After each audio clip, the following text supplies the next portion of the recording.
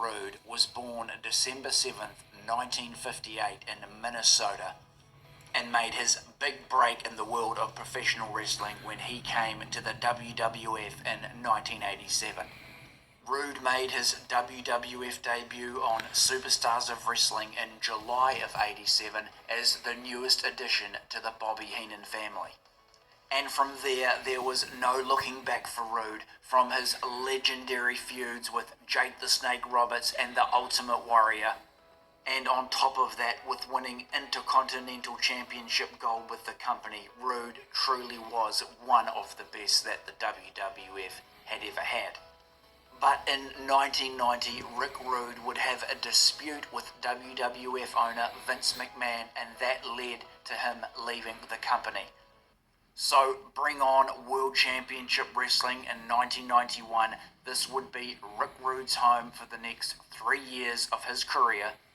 And this is where he would meet Sting, where the two engaged in some legendary battles over the years.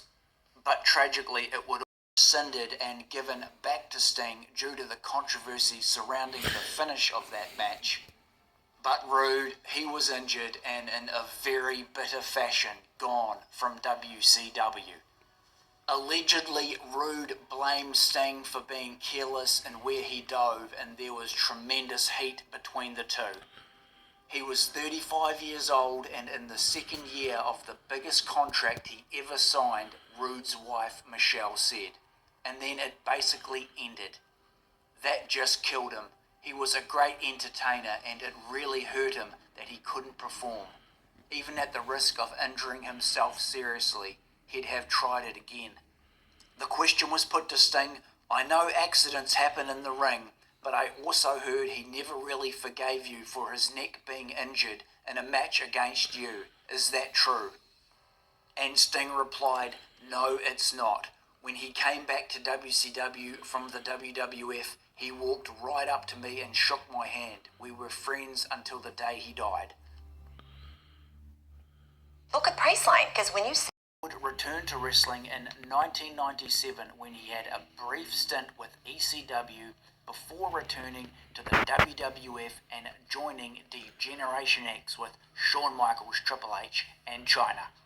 However, this would not be a long stay at the WWF at all, because he returned back to WCW between the years of 1997 and 1999, becoming a member of the NWO and managing his longtime good friend Curt Hennig. Tragically, Rick Rude died on the morning of April 20th, 1999, when he was found unconscious by his wife Michelle. Rude was only 40 years of age and had suffered heart failure. At the time of his death, Rude was in training for a return to the ring. Rick Rude was inducted into the WWE Hall of Fame in 2017 by a man who he had shared other legendary matches with in WCW, and that was Ricky the Dragon Steamboat. His wife Michelle and children Marissa and Richard Jr. accepted the award on his behalf.